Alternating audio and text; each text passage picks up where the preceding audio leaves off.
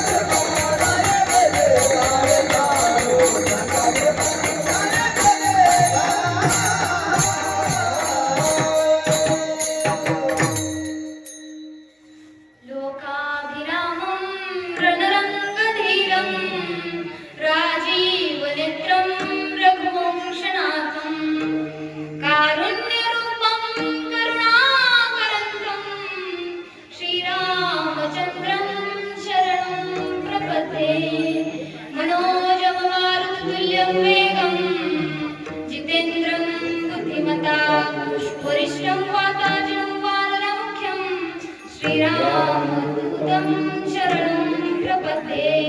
जेने धर्म जिंकलेला चिवडी, तो संभाजिता नरवाळी.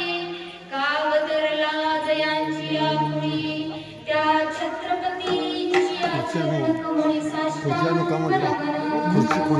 सच्चिदानंद रूपाय विश्वपत्यादि नेत्रे, तापत्रे विनाशाय च श्रीकृष्णं वयं नमः. ओम नमो जयाध्य वेद प्रतिपाद्य, जय जय सुसविद्यारूपा ज्योति प्रकाशे.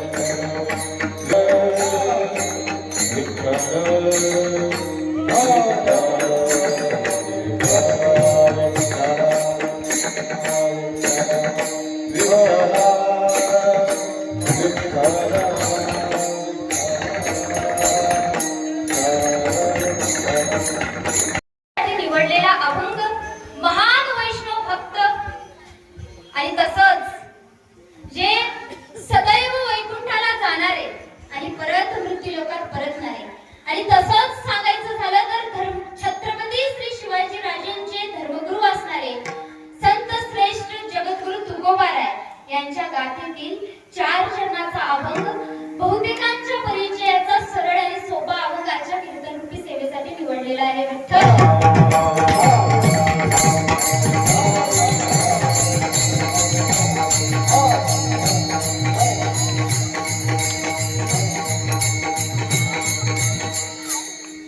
या अभंगाचा सरळ सोपा भावार्थ जर जाणून घ्यायचा असेल तर महाराज म्हणतात चित्ती नाही आस त्यांचा पांडुरंग दास, ज्यांच्या चित्तामध्ये तीळमात्र आस नाही अशा भक्तांच्या घरी कामे न सांगता करणारा विठ्ठल भगवंत। अनाथाचा बंधू अंगी असे हा सबंधू, अहो ज्यांचं कुणीही नाही ना त्यांची विठ्ठल परमात्मा आहे, म्हणजे अर्थात बाहू बहीण कुणाचा सखा सोयरा होणारा तो विठ्ठल भगवंत।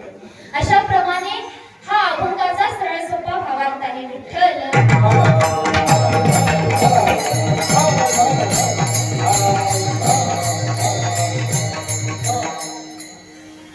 सलग 11 वर्षापासून चालू असणारं अखंड हरिनाम सप्ताह तसेच ज्ञानेश्वरी पारायण सोहळा हे सलग 11 वर्षापासून चालू आहे आपल्या हज्जी कमट या नगरीमध्ये। खरं तर गावकऱ्यांचा उत्साह इतका आहे ना महाराज की मन भरून आलं। ते म्हणतात ना मूर्ती लहान पण कीर्ती महान, असं आपलं हे हज्जी कमट हे गाव आपलं। खरं तर पुण्य लागतं महाराज सप्ताह थांबवणं आणि मनोभावे पूजा अर्चा करणे, भगवंताची सेवा करणं।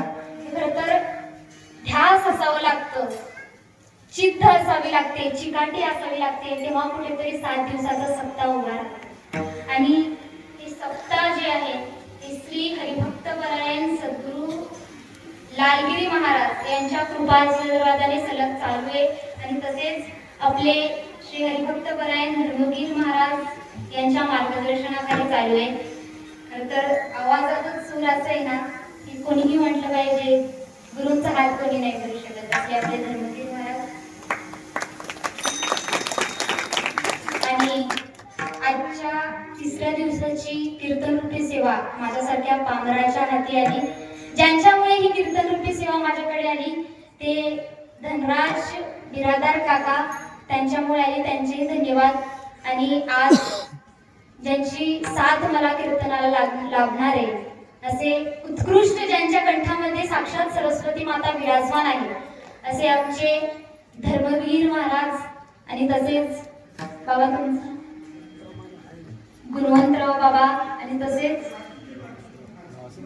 श्रीमंतराव महाराज आणि तसेच शिवाजीराव बिरादार महाराज आणि आपले विनेकारी म्हणाल त्यांचेही धन्यवाद।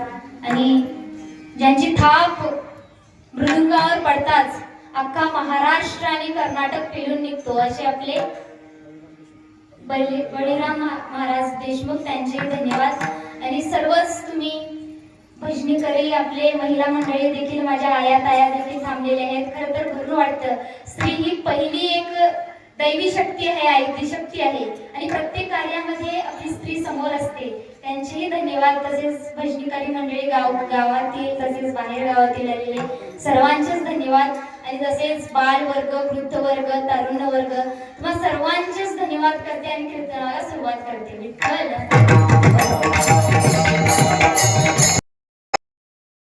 चित्ती नाही आस त्यांचा पांडुरंग दास, ऐसे भक्तांची घरी कामे न सांगता करी। अनाथाचा बंधू अंगी असे हा सबंधू, ऐसे भक्तांची घरी कामे न सांगता करी। तुका म्हणे भावे देवा सत्ता राबवावे, ऐसे भक्तांची घरी कामे न सांगता करी।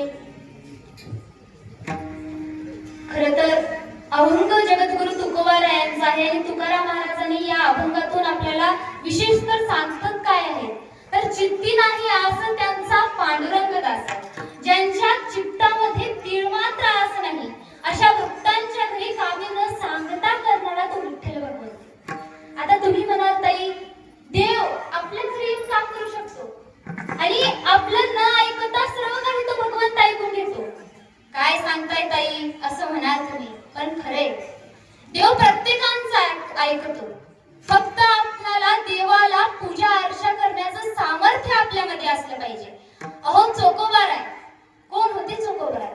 संत श्रेष्ठ चोकोबाराय। असं म्हणतात संतांना जात नसते, पण कधी कधी सांगावं वाटतं।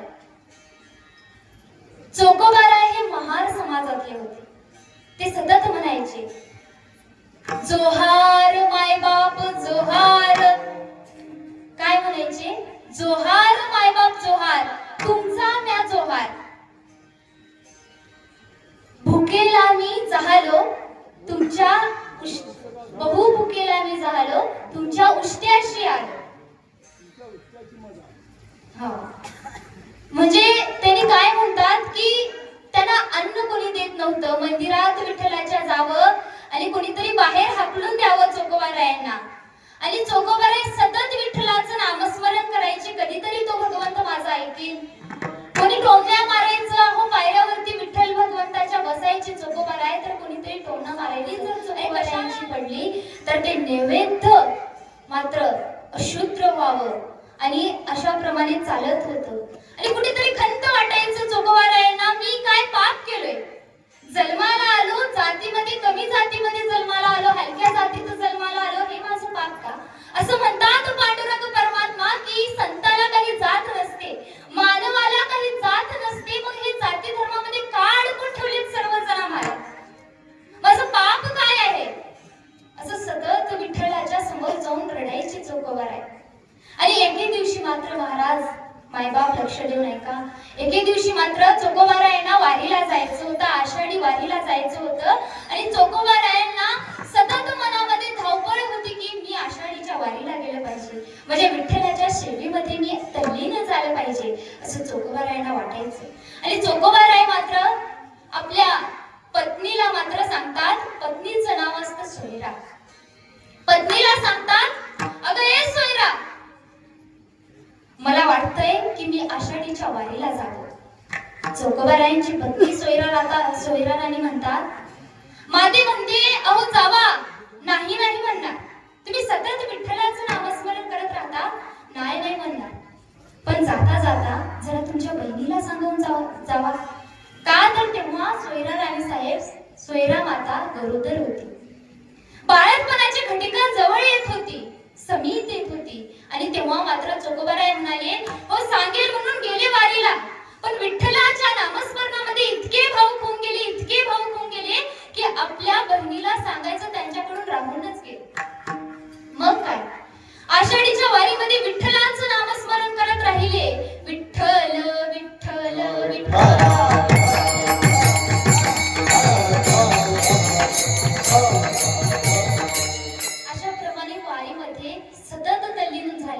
नामस्मरण विठ्ठलाचं घेत राहिले. पण तेवढ्यात मात्र आषाढी वारी पूर्ण करून चोकोबाराय परतले आपल्या घराकडे. घरातल्या उंबरठ्यावर येऊन थांबले. आणि तेव्हा मात्र चोकोबारायांच्या लक्षात येतं की पत्नीने तर मला, सोयराने मला बहिणीला सांगावा धाडायसाठी सांगितली होती. आणि उंबरठ्यावर येऊन थांबले आणि चोकोबाराय आपल्या पत्नीला आवाज देतात, अगं ए सोयरा, सोयरा ताठी उघड, मी आलोय. आणि तेवढ्यात मात्र आतून बाळाच्या रडण्याचं, किंचळण्याचं आवाज येतं, चोकोबारायांच्या कानी पडतं. आणि चोकोबारायांना पश्चाताप होतो महाराज मायबाप. आणि चोकोबाराय आतमध्ये जातात आणि आतमध्ये गेलं तर काय, सोयराच्या बाजूला बाळ असतं. अहो ढसा चोकोबाराय रडू लागतात आणि म्हणतात, सोयरा मला माफ कर ग. अगं मी विठ्ठलाच्या नामस्मरणामध्ये इतकं तल्लीन होऊन गेलो, इतकं भाविक होऊन गेलो ना की माझ्या बहिणीला सांगायचं राहूनच गेलं ग. आणि तेवढ्याच चोकोबारायांची पत्नी सोयरा माता म्हणतात, तुम्ही का माफी मागताय? मी नको माफी मागायला पाहिजे? अहो नाही मागायला पाहिजे तुम्ही माफी. का? अहो आल्या होत्या ना माणसं. आली होती? हो आल्या होत्या. माझं तर बाळपण त्याच पूर्ण केलं. आणि तेवढ्यात मात्र चोकोबाराय म्हणतात, आली होती तर मला कळलं असतं आली असती म्हणून. मी तर सांगायला गेलोच नाही तिच्या गावी. तुम्ही बघा, विचारून या. आणि त्याच धावत्या पावलाने चोकोबाराय मात्र आपल्या बहिणीच्या घराकडे गेली आणि घरातल्या उंबरठ्यावर येऊन थांबली. आणि बहिणाबाई, अगं ये बहिणाबाई बाहेर ये. त्यांची बहीण बाहेर आली आणि चोकोबारायांना विचारती झाली, काय रे झालं रे दादा, एवढ्या धावपळीत का आलास? थापल्या टाकतोय, थकला असशील, दमला असशील, बस, उन्हातानाचे दिवस आहेत, ही बस. असं म्हटल्यानंतर, मला बसायचं नाही, उठायचं नाही, मला एकदा सांग की तू आली होती का बहिणीचं बाळपण पूर्ण करण्यासाठी?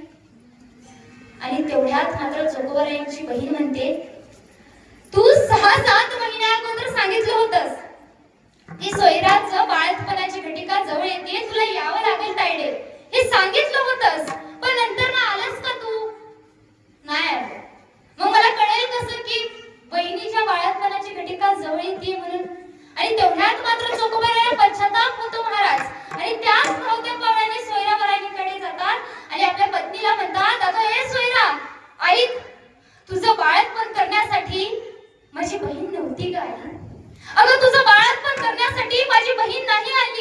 तुझं बाळंतपण करण्यासाठी तो विठ्ठल परमात्मा स्वतः विटेवरून येऊन आपल्या दारी येऊन तुझं बाळंतपणासाठी इतकं घाणेरडं कार्य पार पाडलं. आणि तेवढ्याच सोयराच्या डोळ्यात आनंदाश्रू वाहू लागतात. दोन्ही हात पती पत्नीने जोडतात आणि विठ्ठलाचा धावा करतात आणि म्हणतात, हे विठ्ठला पांडुरंगा.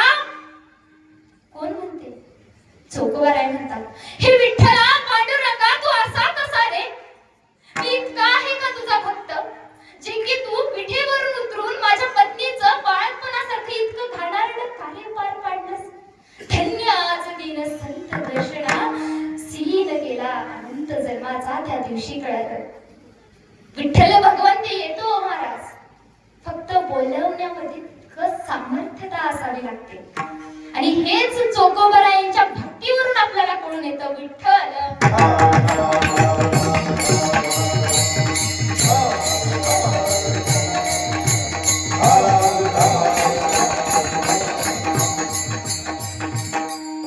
आणि चोखोबारायांसारखे भक्त जन्माला यायला देखील आईची कूस हे भाग्यवान असावे लागते.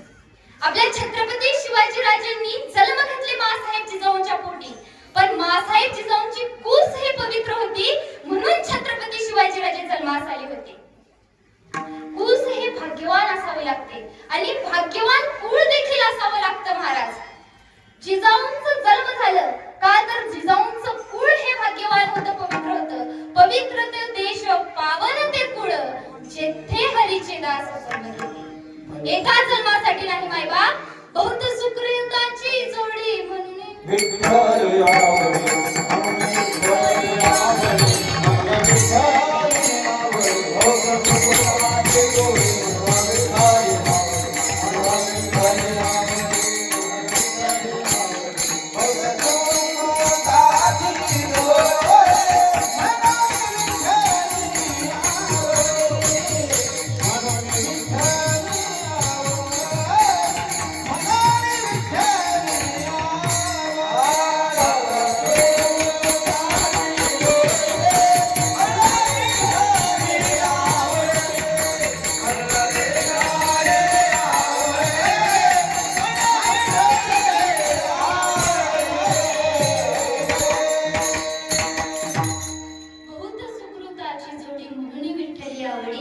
प्रत्येक वर्षाचं आणि प्रत्येक जन्माचं सुख आपल्या वाटेला असावं लागतं. तेव्हा विठ्ठलाचा धावा केल्यानंतर विठ्ठल आपल्याकडे येत असतो. हो, जर सांगायचं झालं तर संत श्रेष्ठ जगद्गुरु तुकाराम महाराज मायबाप. तुकाराम महाराजांचं जर सांगायचं झालं तर चरित्र खूप आहे, पण सर्वात महत्वाचं जर सांगायचं झालं तर तुकाराम महाराजांनी गाथेमध्ये असंख्य अभंग लिहिले. त्या असंख्य अभंगाचा कधी तिळमात्र अभिमान केलेला नाही. परत म्हणले, कुंभियाच्या पोटी जन्मलो जगदीशा, संस्कृत भाषा अमा कैसे, मज पामरा काय थोरपण, पायीची वाहन पायी. बघा, संस्कृत मध्ये इतके अभंग लिहिले, इतके गाथेमध्ये इतके अभंग लिहून देखील त्यांनी तिळमात्र कधी अभिमान केले नाही. पण परत काय म्हणतात, कुंभियाच्या पोटी जन्मलो देवा, संस्कृत भाषा आम्हाला काय ठाऊक. अहो, संस्कृताची एक ज्ञानाची गंगा देखील आमच्यामध्ये नाही. आणि काय मोठेपण असेल तुकाराम महाराजांचं, कारण त्यांच्यामध्ये कुठल्याच गोष्टीचा अहंकार नव्हता. अहंकाराचा वारा न लागो राजसा, माझ्या विष्णुदासा पत्रश कुटे शहाणं, बाल मुकुंदम मनसा स्मरा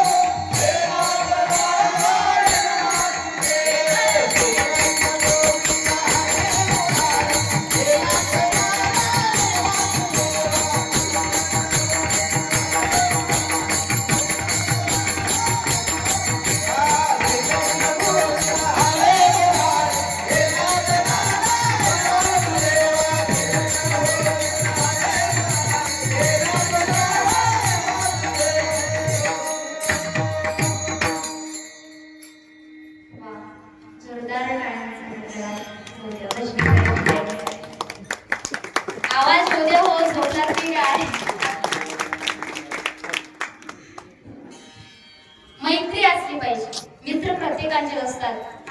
हे पोरांना तुम्हाला सांगते, इकडे लक्ष देऊ नका. हे तुमच्यासाठी आहे बरं का. खरं तर मी असं झोपण्यासारखं बोलणारच नाही, तुमच्यासाठी आहे. तुम्ही हसताय ना, आपण पांडुरंग परमात्म्याच्या जवळ आहे. खरं तर भाग्य लागते इथं बसण्यासाठी, नाहीतर डीजे वरती, डॉल्बी डीजे वरती नाचण्यासाठी तर भरपूर जागा रिकाम्या आहेत. पण इथं येऊन नाचण्यासाठी, इथं येऊन ऐकण्यासाठी, इथं येऊन प्रत्येक गोष्टीचं आचरण करण्यासाठी भाग्य असावं लागतं. आणि तुमचं भाग्य आहे पोरांनो, म्हणून तुम्ही इथं बसलात ना, तर चार गोष्टी उजळले भाग्य आता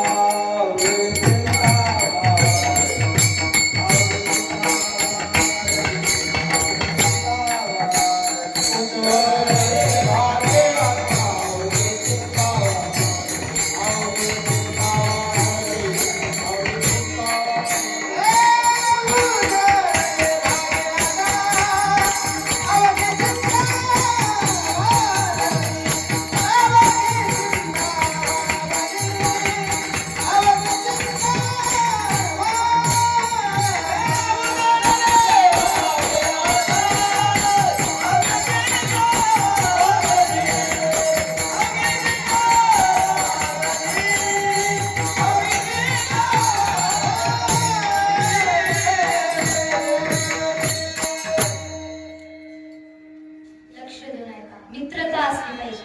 मित्र प्रत्येकांचे असतात निश्चितच, आपलेही आहेत आणि तुमचेही आहेत. पण मित्रता कशी असावी? आपली मित्र तुमचं आमचं वाटोळ केली, पण आपल्याला कधी कळालं का हो? तुम्हाला पहिल्या दारूचं घोट, पहिल्या सिगारेटचं धूर आणि पहिल्या गुटख्याची पुडी देणारे खूप मोठे दानशूर आपलेच मित्र असतात. मित्र आयुष्य करा, पण मित्र कसे असायला पाहिजे? कोणीतरी वाईट मार्गावर जात असेल तर त्याला साधू संतांच्या विचारांच्या सानिध्यात आणून प्रबोधन करणारी मित्रता असतात. मित्राचं जर उदाहरण सांगायचं झालं तर श्रीकृष्ण आणि सुदामा बघा. सुदामा अन्नाच्या कणाला महाग झाला होता. सुदामाची पत्नी सुशीला माता सुदामाला म्हणते, काय हो, तुमचा तर मित्र द्वारकेचा राजा आहे म्हणे, थोडं काहीतरी मागा.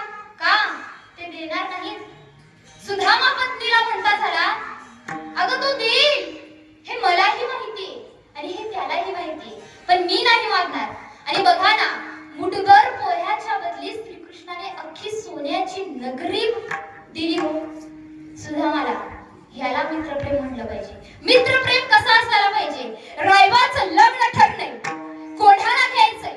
कोढाणा घ्यायचं ही बातमी जेव्हा तानाजी मालुसरेला कळाली, तानाजी मालुसरे आपल्या मुलाची, आपल्या रायबाची पत्रिका घेऊन राजदरबारात आले होते. आणि कोणीतरी म्हणावं, राजांनी सांगावं धाडलंय आणि कोढाणा घ्यायचं, आणि तेवढ्याच सरकन पत्रिका बाजूला टाकावं आणि म्हणावं, राजा तुम्ही भावल्यावर चढ, माझा मुलगा भावल्यावर चढणार आणि तुम्ही छातीवर वार झेलणार. नाही राजा, आधी लगीन कोढाण्याचं, मग माझ्या रायबाचं. याला मित्रप्रेम म्हणलं पाहिजे. मित्रप्रेम याला म्हणलं पाहिजे.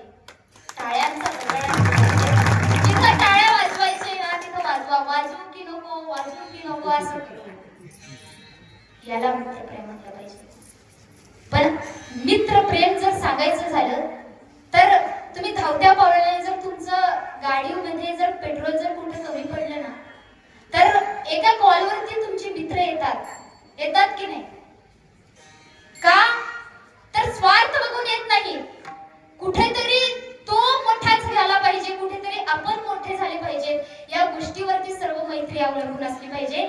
संगतीचा परिणाम वाईटही असतो आणि संगतीचा परिणाम चांगलाही असतो. संगत चुकली की पंगत चुकली असं म्हणतात. म्हणून संगत ही अवश्य करा, पण साधू संतांची करा. कोणीतरी वाईट मार्गावर जात असेल तर त्यांना साधू संतांच्या विचारांमध्ये आणून प्रबोधन करणारी मित्रता असावी.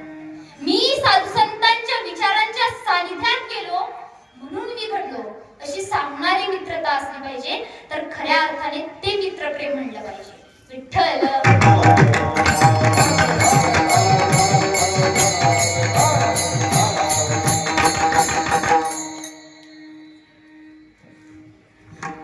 आणि देवाचं नामस्मरण घेत असताना खरं तर कुठल्याच गोष्टीचा अहंकार करायचा नाही. चित्ती नाही आस त्यांचा पांडुरंग दास, ऐसे भक्तांची या घरी कामे न सांगता करी अनाथाचा बंधू अंगी असे हा सबंधू ऐसे भक्तांची या घरी कामे न सांगता करी म्हणजे चित्तामध्ये तिळमात्र आस असायला नको असं म्हणतात महाराज. आणि त्यामध्ये अहंकार तर अजिबात राहायला नको.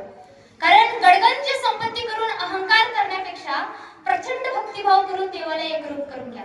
देवाचं नामस्मरण तुमच्या मुखात असू द्या. अहो गडगंज संपत्ती करून अहंकार करण्यामध्ये काहीच अर्थ नाही. जर उदाहरण जर घ्यायचं असेल तर खूप धनवान नावाचा एक सिकंदर बादशाह होऊन गेला. खूप धनवान नावाचा सिकंदर बादशाह होऊन गेला. खूप संपत्ती कमवली. पण जेव्हा त्याला आजारपण आलं ना मायबाप तेव्हा त्याच्याकडे कोणीही जात नव्हतं. हे सर्व काही माझं आहे असं वाटतं ना तुम्हाला? कशासाठी कमवतो हो? कशासाठी आपण हे सर्व काही संसाराचा गाडा चालवतोय? आपल्या मुलांसाठी, कोणी आपल्या पत्नीसाठी चालवतोय, कोणी आपल्या मुलांसाठी चालवतोय, कोणी आजी आजोबांसाठी चालवतोय, तर कोणी मायबापासाठी चालवतोय. पण हे सर्व काही चालवत असताना देखील कुठेतरी आपण एकटे पडणार आहोत या गोष्टीची प्रचिती आपण घेतली पाहिजे. आणि हेच चालू होतं त्या सिकंदराच्या आयुष्यात देखील. अहो गडगंज संपत्ती कमवला पण जेव्हा त्याला आजारपण आलं ना तेव्हा त्याच्याकडे कोणीही जात नव्हतं. ना पत्नी नाही, ना लोक नाही, ना सून नाही, ना नातवंड नाही, कोणी जात नव्हतं. त्यांचं मजा करणे, त्यांचं देखणं, त्यांचं असणं हे सर्व काही मजा करणारा सिकंदर सर्वांनाच पाहत होता. त्याला कळत नव्हतं की ही गडगंज संपत्ती मी कुणासाठी कमवली. आणि सिकंदराने त्याच्या दरबारातल्या एका सैन्याला बोलवला आणि म्हणाला, मैं जिस दिन भी मरूंगा ना तो मेरे जनाजे के ऊपर हाथ उठवाना, उसे देर नहीं देना. त्याला झोंबू द्या, लोंबू द्या आणि या जगाला कळू द्या की आपण जन्माला आलो होतो तेव्हाही खाली हात आलो होतो आणि आज आपण मरतोय ना तेव्हाही आपण खाली हात मरतोय. आणि म्हणून कळलं पाहिजे की इथं आपलं कोणीच नाही. या गोष्टीची प्रचिती आपण कधीतरी घेतलं पाहिजे. बहीण कुणाची, भाऊ कुणाचा, कोण कुणाचे, सगळे सोय रे. बहीण कुणाची, भाऊ कुणाचा,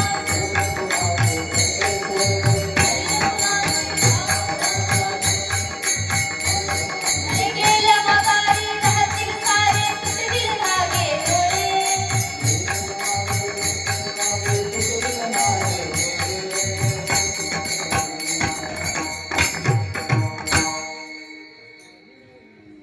आपलं असे जर कोणीच नाही या गोष्टीची आपण खरं तर प्रचिती घेतली पाहिजे.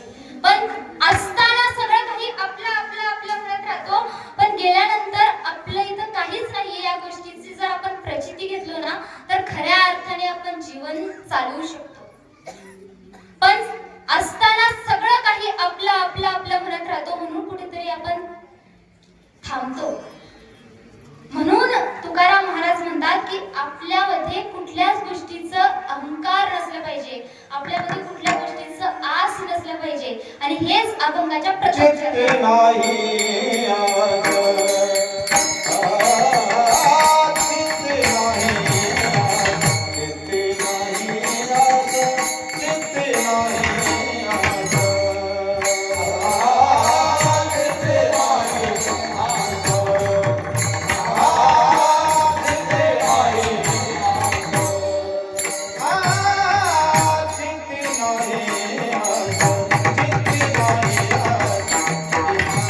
Thank you.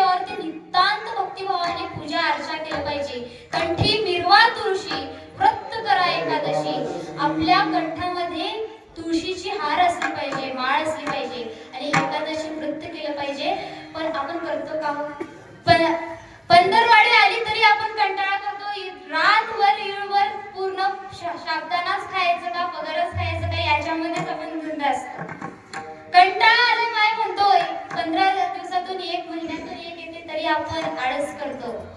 पण महाराज म्हणतात कंठी मिरवा तुळशी वृत्त करा एकादशी. माता माऊलीनं तुम्ही सोमवार करता बरोबर की नाही? श्रावण महिन्यात सोमवार करतात. ह्याही सोमवारी सोमवार करतात. परवा दिवशीची सोमवार करत असताना तुम्ही महादेवाची पूजा अर्चा करता. महादेवाच्या मंदिरात जाता. आपल्या हाची कवटच्या पूजा अर्चा करता. बेल वाहता. दुधाचा अभिषेक घालता. कोणी 51 वात्या तुपाची लावतात. महादेवाची पूजा अर्चा नित्यनेमाने भक्तीने करता. पण एक काम करा, येत्या सोमवारी तुमच्या महादेवाची पूजा करा. कळलं का? तुमचा महादेव म्हणजे तुमचे पतिदेव, त्यांची पूजा करा. आता तुम्ही म्हणाल ताई ते कसं? सांगते ऐका. त्यांना पाट्यावरती बसवा. ते बसणार नाहीत. मी देते ना गॅरंटी. ते बसणार नाहीत तरी त्यांना पाट्यावरती बसवा. पाणी टाका, हळद कुंकू लावा आणि घराबाहेर पाठवा. लगेच तुम्हाला संध्याकाळी फोन येईल. हॅलो, काय करते? काय नाही बसलीये. झालं का फराळ? नाही करायचंय. करू नको. येताना भालकीतून सफरचंद घेऊन येतोय. अहो बघा, सोमवारच्या एका दिवशी एवढं पूजा अर्चा केलं तर एवढं फरक पडून दिसतोय. मग रोज त्यांच्या अंगावरती डोक्यावरून पाणी वाहता. काय फरक पडतंय? विठ्ठल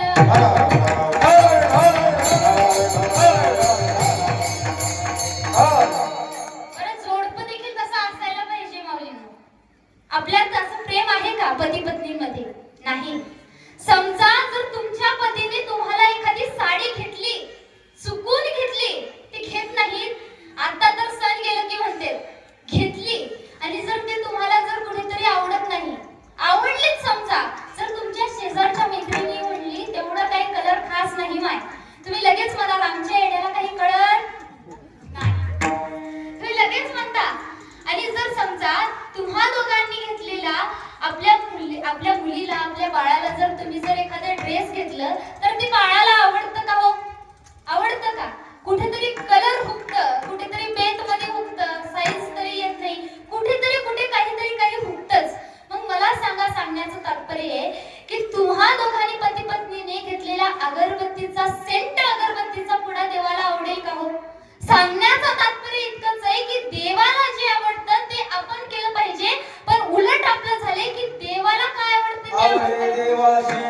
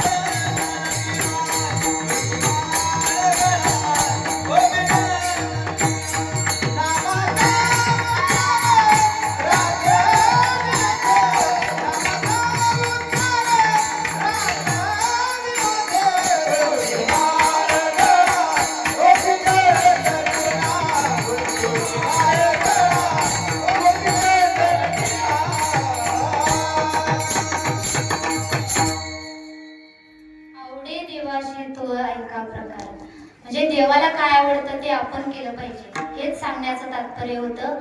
पण आपलं सगळंच काही उलट चालू असतं. तुम्ही देवाला नैवेद्य करता का माता माऊलीला? करता. किती करता हो? इमानदारीने सांगा. एवढं का? बरं पूर्ण पोळी केली तर काय तुमचं इस्टेट जळून जाणार आहे का? आपल्यासाठी पूर्ण पोळी आणि देवासाठी एवढंच. आता कोणी कोणी म्हणतं ताई देव खातं का? खातं ना, पण बोलवणं आणि बोलवून चालवणं हे सामर्थ्य का आपल्यात असलं पाहिजे. कोण कहते हैं भगवान खाते नहीं, देर शबरी के जैसे खिलाते नहीं, अच्छो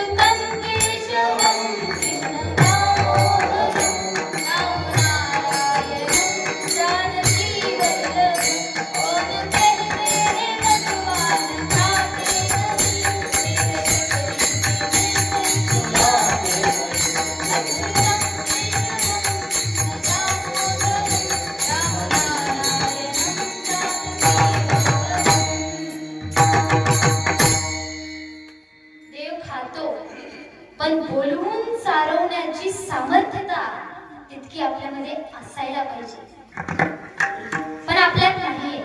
आपणच खाण्यासाठी, आपणच संध्याकाळी जेवण करण्यासाठी आपल्यामध्येच कसबस चालू असतं. तू भाजी बनव, मी भाकर बनवते. देवाला कुठं चारवणार या सगळ्यामध्ये? अवघड बिकट परिस्थिती होऊन चालली आहे मायबाप. मला सांगा, कृष्णाचं नामस्मरण आपण करतोय, पण कृष्ण भाग्यवान की दुर्भाग्य? कृष्ण भाग्यवान की दुर्भाग्य?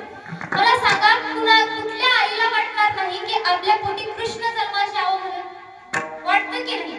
आपल्या पोटी कृष्ण जन्मास यावं प्रत्येकाला वाटतं, पण इतकं सोपं नाही मायबा. कृष्ण जन्मास येणं एवढं सोपं नाही. म्हणून म्हणलं की कृष्ण भाग्यवान की दुर्भाग्य? तुम्ही म्हणाल भाग्यवान, पण मी म्हणेन दुर्भाग्य. आता तुम्ही म्हणाल ताई ते कसं? तर ऐका, कृष्णासारखं जीवन नाही मायबा. म्हणजे जन्मले कृष्ण, पण जन्मताना काही यातना झाली हो. कृष्णाला स्वतःच्या मातेचं, देवकी मातेचं दूध देखील भेटलं नाही. कृष्णाच्या जन्माअगोदर 7 मुली कंसाने आपटून मारले गेले.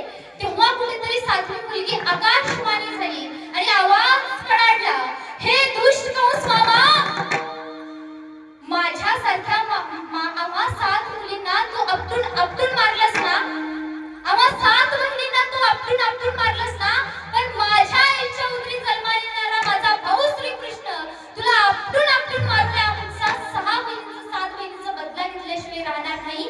तेव्हा कृष्ण जन्मास आले, ते पण तुरुंगात.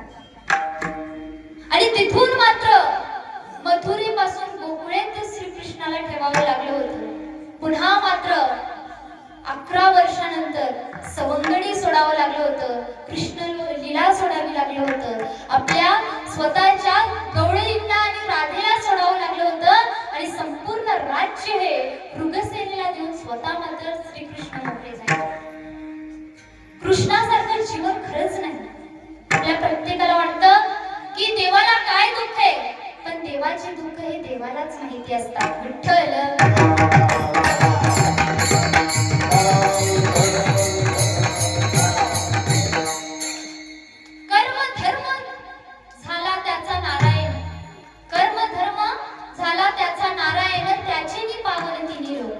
ज्यांचा कर्म आणि धर्म योग्य आहे ना, तोच नारायण आहे. काय मोठी उपमा साधू संतांनी भगवंतांनी आपल्याला देऊन गेली आहे तो, पण जे उपमा आपल्याला देऊन गेली आहेत ना, त्याच्या उलट जाऊन आपल्याला होऊन गेले. परमार्थ हे आवडीने करायचा असतो आणि प्रपंच हे सवडीने करायचा असतो, पण नेमकं आपलं उलट आहे. परमार्थ करतो आवडीने का सवडीने? परमार्थ करतो सवडीने आणि प्रपंच करतो आवडीने. देवाची सेवा आपल्यावरती का होत नाहीये मायबा? कारण आपण मंदिरात आल्यानंतर, मंडळात आल्यानंतर अशा ठिकाणी येऊन बसतो ना, जिथून देवही दिसेल, जिथून कीर्तनकारही दिसतील आणि जिथून चपल्याही दिसतील, तिथे जाऊन आपण बसतो. मग देवाची, भगवंताची कृपा आपल्यावरती का कसं होईल? देह देवा पुढे चित्त खेटराकडे आपलं असं होऊन गेले, मग देवाची कृपा आपल्यावरती नाही होऊ शकत.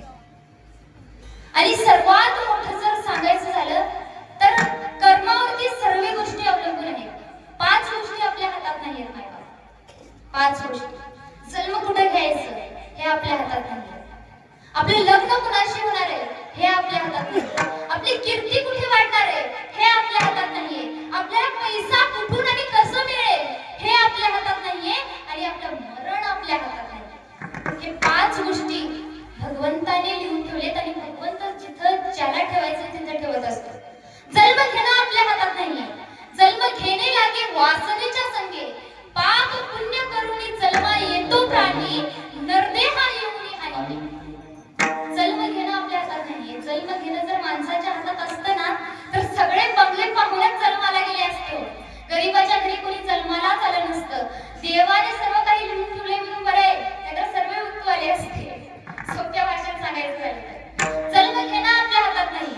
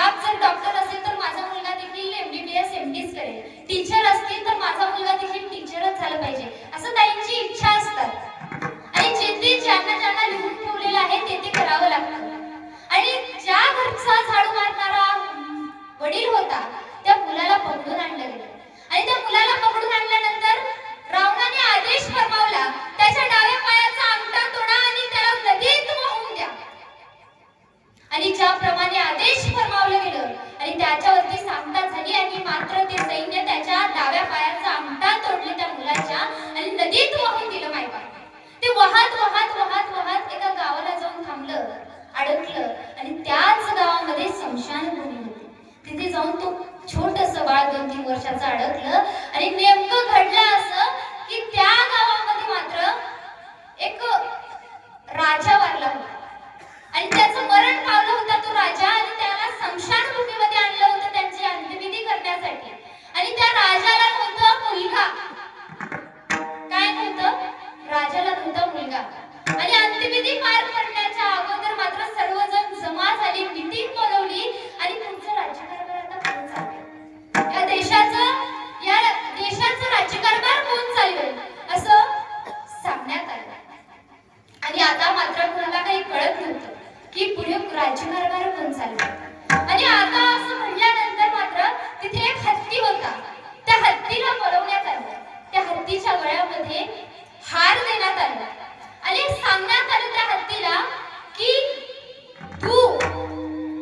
तुझ्या मनाने ज्याच्या गळ्यामध्ये हार टाकशील ना तोच पुढचा राज्याधिकारी, तोच राजा असं त्या हत्तीला सांगण्यात आलं. आणि ते हत्ती मात्र आता सोंडामध्ये त्याच्या काय होतं, हार होती. आणि नेमकं त्या हत्तीला लागली होती तहान. काय लागली होती, तहान. आणि हत्ती पाणी कुठून पितो, अगोदर सोंडात घेतो मग तोंडात घालतो. आणि तो मात्र गेला, तिथे नदी होती, त्या नदीपाशी गेला आणि ते जे हार होतं ते हार ते अडकलेला मुलगा होता ना त्या मुलाच्या गळ्यात टाकला आणि तो मात्र आता पाणी पियायला चालू केला. आता पुढचं राज्यकारभार कोण चालवेल हो? जे अंगठा तोडून जे वाहत आलेला मुलगा होता ना तोच पुढचा राज्यकारभार चालेल. त्या मुलाला घेतलं सर्वांनी आणि मात्र त्या राजाची अंत्यविधी पार पाडण्यात आली. आणि अंत्यविधी पार पाडून मात्र आता त्या मुलाला घेऊन राज्य दरबारात गेले, त्याला सिंहासनावरती बसवले, त्याचा राज्याभिषेक पार पाडले. लहानाचा मोठा आता तो होत होता मुलगा आणि स्वतःच्या जोरावरती स्वतःच्या आत्मबलावरती तो राज्यकारभार चालू लागला. आणि इकडे मात्र रावणाची मुलगी उपवरास आली होती. तो मुलगा देखील, तो राजा देखील उपवरास आला होता. आणि आता मात्र तो रावण आपल्या मुलीचं स्थळ बघण्यासाठी सुरू केला. आणि आता मात्र रावण सगळीकडे शोधाशोध, चला सांगा ज्या ठिकाणी राजा असेल जो स्वतःच्या आत्मबलावरती स्वतः राज्य वाढवले त्याच मुलाशी माझ्या मुलीचं लग्न करेल, हे आदेश फरमावला रावणाने. आणि शोधाशोध चालू झाली आणि नेमकं रावणाला त्याच राज्याच्या मुलाशी लग्न करायचं म्हणून तो ठरवला, तोच पसंत आला मुलगा. आणि आता मात्र लग्न समारंभ चालू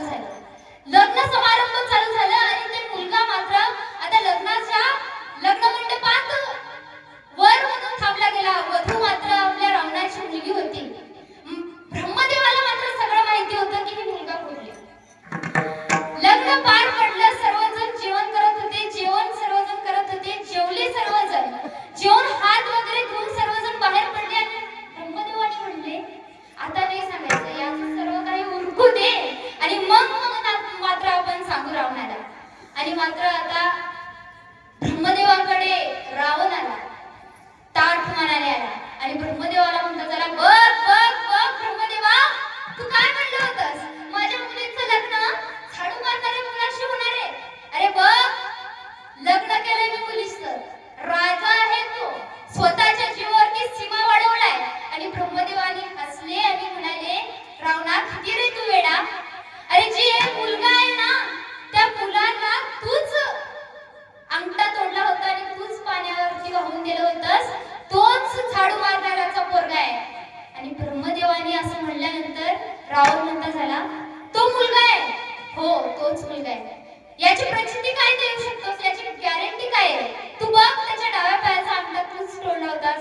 रावणाने पाहिल्यानंतर डाव्या पायाचा अंगठा नव्हता.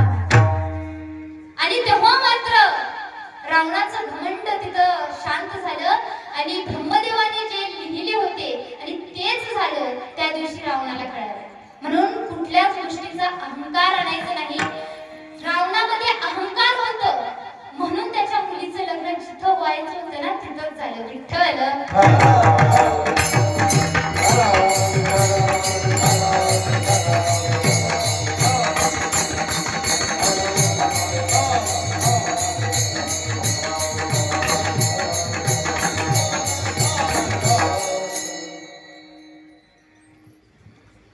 रावण सतत प्रत्येक देवाला आपल्या मुठीमध्ये ठेवून घेतला होता.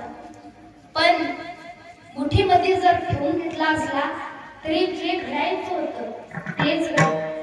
अधर्माने वागत होता आणि कुठेतरी वाटतं अधर्म कितीही वाढत गेलं तर धर्माचं विजय करण्यासाठी कोणीतरी तिथं थांबतं. म्हणून प्रभू रामचंद्रांमुळे रावणाचा वध झाला. का तर अधर्माने वागत होता म्हणून सर्व काही घडलं. आणि या सगळ्यात तो आईचं ऐकायचं नाही, बापाचं ऐकायचं नाही, स्वतःच्या पत्नीचं ऐकायचं नाही आणि मायबापाचं असलं ऐकलं पाहिजे. आई आणि वडील हेच आपले सर्वस्व आहे. त्या गोष्टीचं आपण जाणीव ठेवली गेली पाहिजे. खरं तर पुंडलिकाने देखील आपल्या आई वडिलांचं कधी ऐकलं नव्हतं. पण पुंडलिकाने जेव्हा आपल्या आई वडिलांचं ऐकलं, आई वडिलांच्या सेवेत राहिली ना, तेव्हा कुठेतरी देवानी येऊन स्वतः पुंडलिकाच्या दारात थांबले आणि देवानी दर्शन दिले. माय बाप केवळ काशी तेने न जावे केवढाशी. पुंडलिके काय केले? स्वब्रह्म उभं केले. म्हणजे मायबापाच्या सेवात असलं पाहिजे. आई हे मायबाप. आपला मुलगा कसाही असू द्या, लंगडा असू द्या, खुळा असू द्या, पांगळा असू द्या, विकलांग असू द्या, भांडणारा असू द्या, शिवी देणारा असू द्या, शेवटी आपली आई म्हणते माझा मुलगा आहे. कसाही असू द्या माझा मुलगा आहे म्हणते ना. पण त्याच आई वडिलांना आपल्याला सांभाळून घेण्याची पात्रता आपल्यात उरली नाही. अहो, पुंडलिकाने आपल्या आईला शिवीगाळ करायचा, स्वतःच्या बापाला कमरेमध्ये लाथ मारली आणि रडत रडत कंठ दाटून पुंडलिकाच्या बापाने आपल्या आईला म्हणला, आपल्या पत्नीला म्हणला, का ग रक्ताचं पाणी जीवाचं काढ करून यालाच वाढवलंस ना? कशासाठी? माझ्या कमरेत लाथ घालण्यासाठी? आणि तेवढ्यात पुंडलिकाची आई म्हणते जाऊ द्या ना, लहान होता तेव्हाही लाथा बुक्या मारायचाच ना, आता मारली म्हणून काय झालं? पुंडलिकाच्या बापाने म्हणलं, ते म्हणतात ना आईच्या प्रेमाला काही लाज नसते म्हणून ते काही खोटं नाही. पण आपल्याला आपल्या आई वडिलांची लाज वाटून राहिली. तुमची आई कमी शिकली आहे म्हणून पोरींनो ऐका, तुमची आई कमी शिकली आहे म्हणून तुमच्या आईला ज्ञान कमी आहे असं नाही. तुमचा बाप कमी शिकलाय म्हणजे तुमच्या बापाला अनुभव कमी आहे असं नाही. तुमची आई स्वतः तुम्हाला ओढणी घ्यायला शिकवली आहे आणि तुमचा बाप स्वतः जिथून तुमची शोक पूर्ण केली आहे. या गोष्टीची आपण जाणीव ठेवली गेली पाहिजे. पण आज मात्र आपल्याला आपल्या आई वडिलांची लाज वाटून राहिली. Because high class life is in guilt. आपल्याला धोत्रातला बाप नकोसा झालाय, आपल्याला नववारीतली आई नकोशी झाली. लक्ष देऊन ऐका, आपल्याला पंजाबी घालणारी आई हवीशी झाली आहे आणि आपल्याला पॅन्ट शर्ट घालणारा बाप हवासा. आणि या सगळ्यात आपल्या आई वडिलांची आपण जाणीव ठेवून घेत नाही. तुमचा मुलगा मोठा होत आहे, डॉक्टर होत आहे, इंजिनियर होत आहे, वकील होत आहे, लॉयर होत आहे, मोठा करोडो रुपयाचा बंगला बांधला तुमचा मुलगा. पण लक्षात घ्या, त्या बंगल्यात तुम्हाला ठेवील की नाही या गोष्टीची प्रचिती या नारदाच्या गाडीवर मी देऊ शकणार नाही. पण तुम्ही कुठेही राहा पोरांनो, लपून छपून तुमची आई म्हणते जेवलास का रे बाळा, पण त्या आईची लाज वाटून गेली. अहो, एकदा गावामध्ये असंच काय झालं होतं, एक गरीब घराचे आई वडील होते. लक्ष देऊन ऐका, गरीब घराण्यातले आई वडील होते, काबाड कष्ट करायचे, जीवाचं रान करायचे. एक मुलगा होता त्यांना. मुलगा लहान होता पण त्यांची इच्छा सतत वाटायचं आणि जे आपण सुख पाहिलं नाही ते सुख आपल्या मुलाने पाहिलं पाहिजे. हे प्रत्येक आई वडिलांची इच्छा असते, प्रत्येक आई वडिलांची इच्छा असते. पण त्या आई वडिलांची देखील इच्छा होती, अरे आम्ही उन्हात तानाचे काबाड कष्ट करतो, शेतामध्ये रान रान रान रान आपण हिंडत असतो, कुठेतरी 200 रुपयाची मजुरी करत असतो. पण हेच आपल्या मुलांनी झेललं नाही पाहिजे म्हणून त्याला लहानाचं मोठं होत असताना चांगल्या शाळेत टाकले. लहानाचं मोठं होत होतं बाळ, मोठे मोठे प्राइज, मोठे मोठे पुरस्कार तो घेऊन येऊ लागला होता आणि कुठेतरी आपल्या आई वडिलांना आनंद वाटत होता की माझा मुलगा मोठा होईल. तो मोठा झाला, विदेशात गेला, परदेशात जाऊन स्वतः अभ्यासाच्या जोरावरती ऑफिसर झाला. ऑफिसर झाला आणि गावामध्ये घर बांधण्यासाठी तो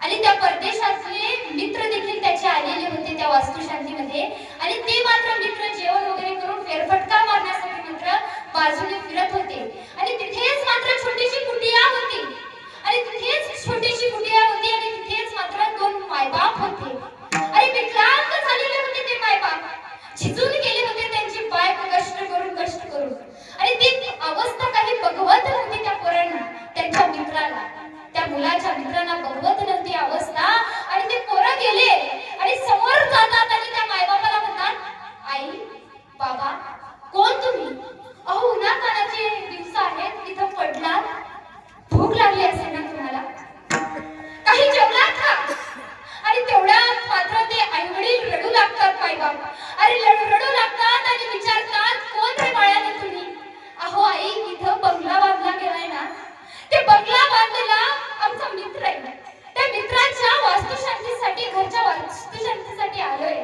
आणि तेवढ्यात मात्र ढसा ते मायबाप रडू लागतात एकमेकांची समजूत काढतात ते मायबाप काही म्हणू नको असं म्हणून तो बाप म्हणतो आणि तेवढ्यात आईला राहावा नसेल झालं आणि आई म्हणते अरे पोरांनो अरे बाळांनो त्या मित्राच्या तुम्ही घरच्या बंगल्याच्या वास्तुशांतीसाठी आलात ना तो बंगला आणि तो मित्र आहे ना तो आमचा मित्र आहे आमचा पुत्र आहे अरे वाईट वाटतं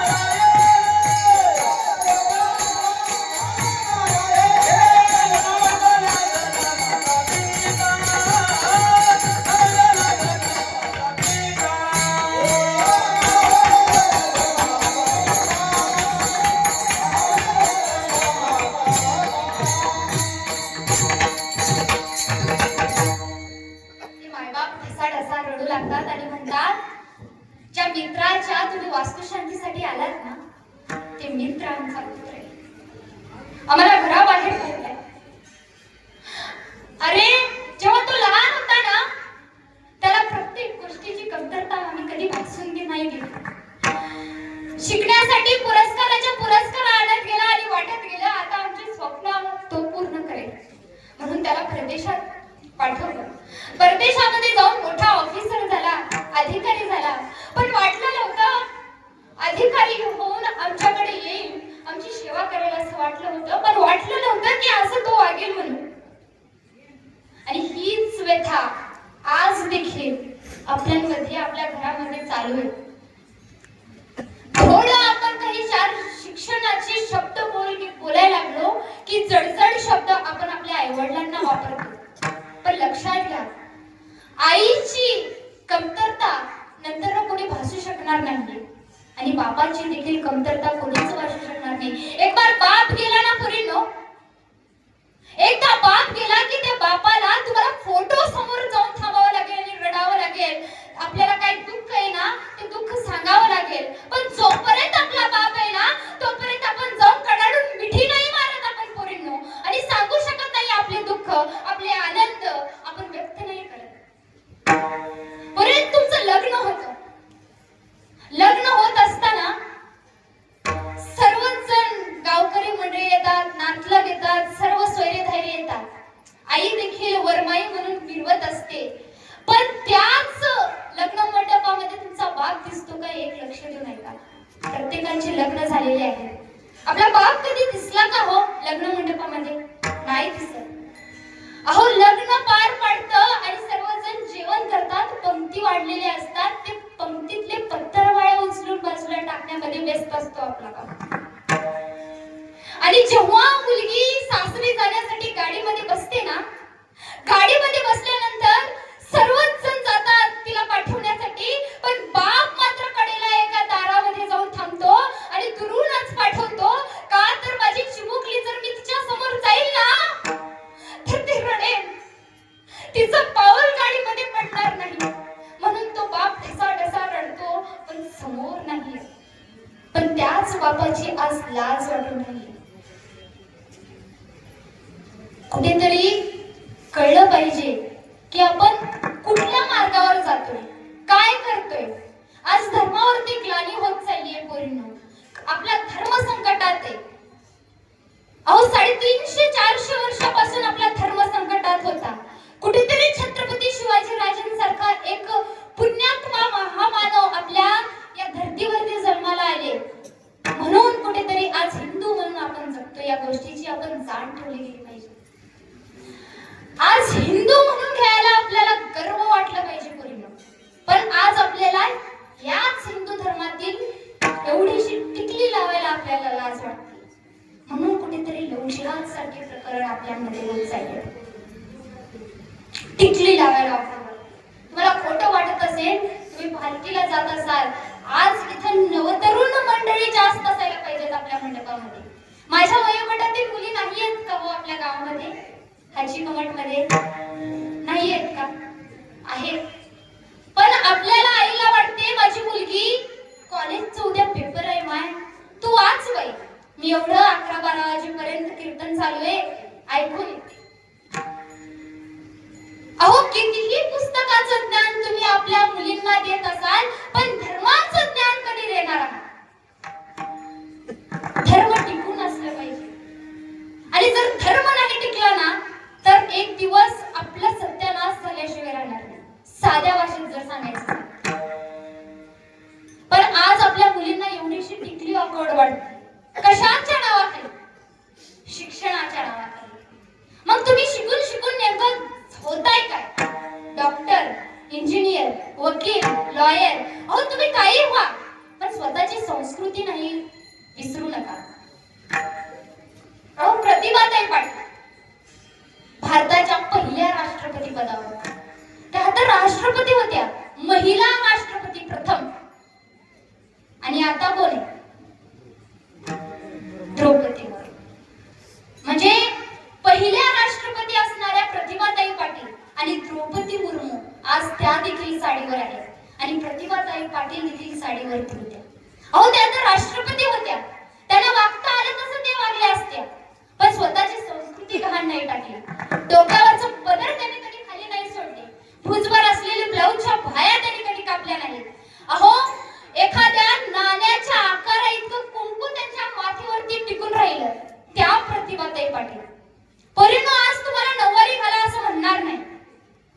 आज मी काय सांगते, घरात जाऊन पोरींना सांगा तुमच्या, नऊवारी घाला असं मी म्हणणार नाहीये, पण जे काही घालताय ना ते अंग भरून घाला. का? तर आपली संस्कृती ही झाकल्या पत्राची आहे. आपली संस्कृती ही झाकल्या पत्राची आहे ताई. तिचं अंग उघड प्रदर्शन करू नका. अंग उघड करणं म्हणजे संस्कृती नाहीये. तुम्ही कसं दिसताय हे महत्वाचं नाहीये ताई, तर तुम्ही कसं असताय आणि कसं वागताय ना हे खूप महत्वाचं आहे ताई. टाळ्या वाजू द्या ताई.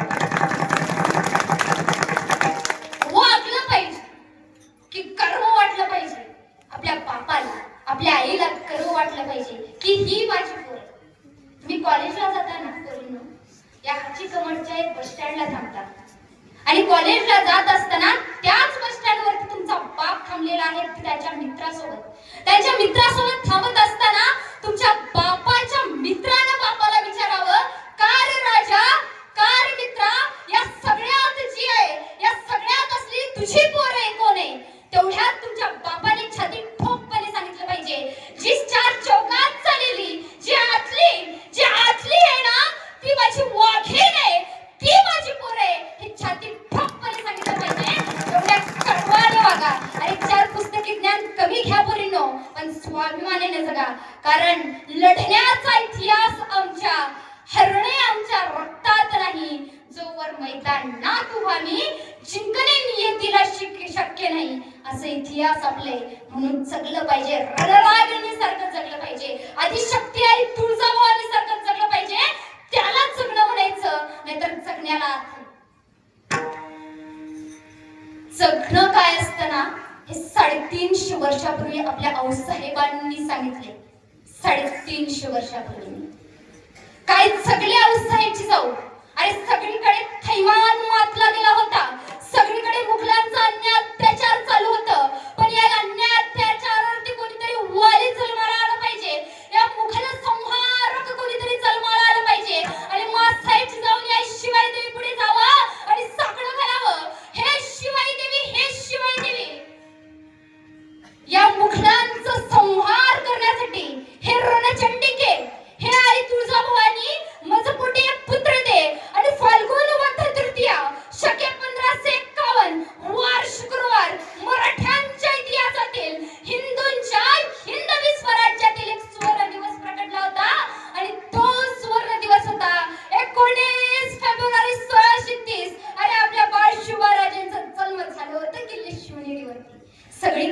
आनंदी आनंद वातावरण पसरलं होतं आणि त्याच रणरागिणी आई जगदंबेच्या स्वरूपिणी मासाहेब जिजाऊंनी हातामध्ये सोन्याचं नांगर दिलं होतं आणि अख्खं पुण्यनगरी पावनभूमी केली होती.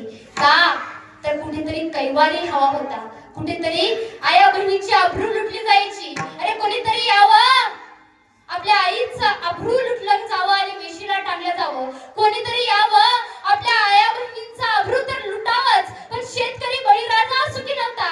शेतात आलेलं धान्य घरात येत नव्हतं, घरात आलेलं धान्य पोटात जात नव्हतं आणि पोटात गेलं ना तर ते पचत नव्हतं.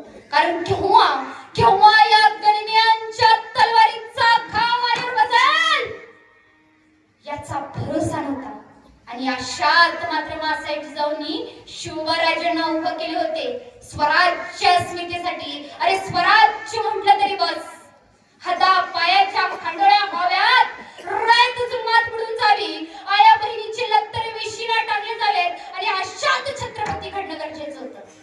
आणि म्हणून मासाहेब जिजाऊंनी शिवरायांना सांगायच्या, कधी गीतेतील अर्जुनाने श्रीकृष्णाला सांगितलेले उपदेश सांगायच्या, तर कधी रामायणातील रामचरित्र मानस सांगायच्या, कधी ज्ञानेश्वरी सांगायच्या, कधी तुकाराम गाथा सांगायच्या. अशा प्रमाणे छत्रपती शिवाजीराजे वाढत गेले होते. अशा प्रमाणे आणि त्या छत्रपती शिवाजीराजेंनी हे हिंदवी स्वराज्य निर्माण केले आणि म्हणून आज कुठेतरी आज आपण हिंदू म्हणून जगतोय. म्हणून हिंदुत्वाची जाण आपल्याला ठेवली पाहिजे. विठ्ठल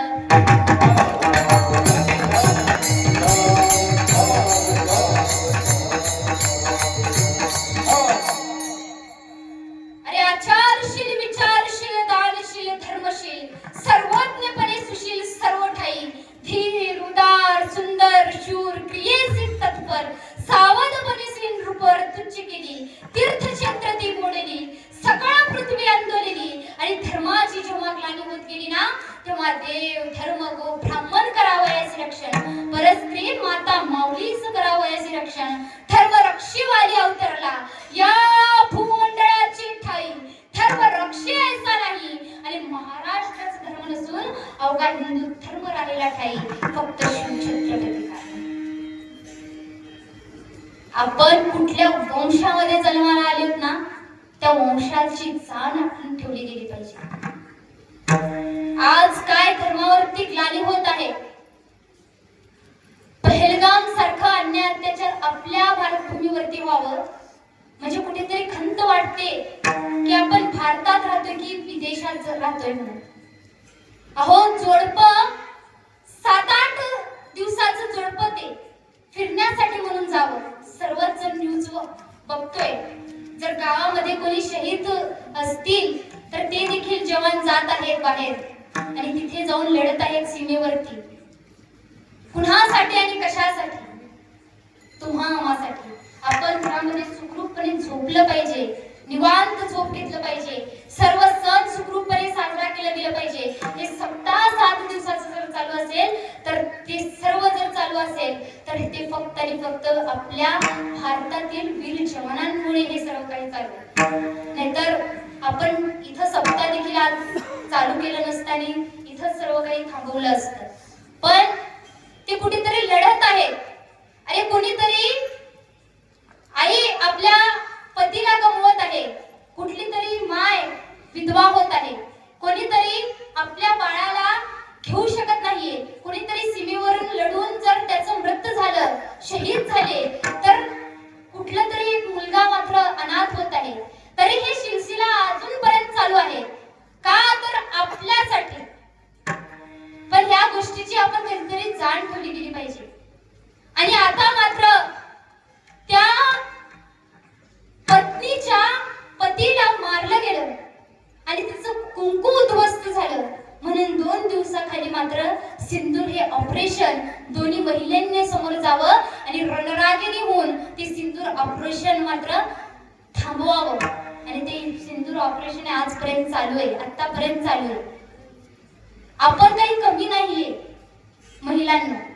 का तर मासाहेब जिजाऊ सतत बाळ शिवरायांना सांगायचे, शिवबा तो जे गडावरती एखाद्या गडावरती भगवा ध्वज तिथे थांबवायचंय, जे हिरो आहे ना त्याला हटवायचंय आणि तिथे मात्र आपला भगवा ध्वज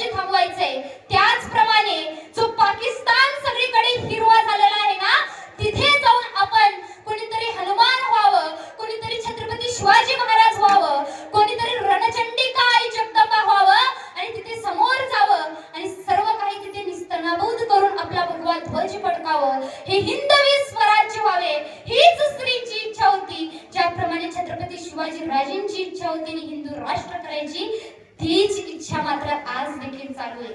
कुठेतरी नक्कीच होणार हिंदू राष्ट्र. छत्रपती शिवाजी महाराज वयाच्या 16व्या वर्षी रायरेश्वराच्या मंदिरात जाऊन आपल्या रक्ताचं, आपल्या करंगळीचं रक्त सांडले. कोणीतरी दुधाचा आजवर अभिषेक केला असेल, कोणीतरी तुपाचा अभिषेक केला असेल, कुठला राजा.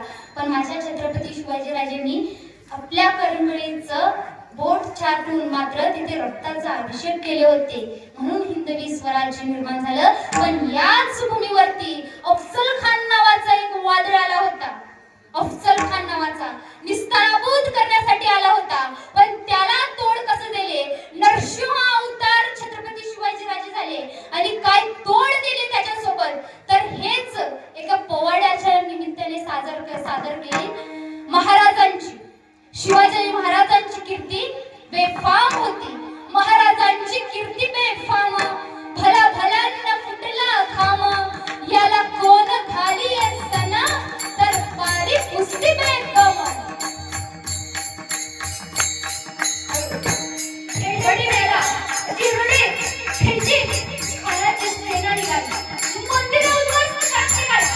आया बहिणीची आबरू लुटात झाल्या. कोण रोखणार हे वादळ? आता सुरुवात काय करणार? इकडे निजाम, इकडे मोगल, इकडे इंग्रज, सगळीकडे थैमान वाजलं गेलंय. कोण रोखणार हे वादळ? शिक्षेच्या खातं सरकार. आणि अशात माझा एक गहू म्हणतात आहे, शिवा तुम्ही केवळ आमचे पुत्र नसून अवघ्या मराठी लोकांचा स्वाभिमान आहे. एक वेळेस या मातेने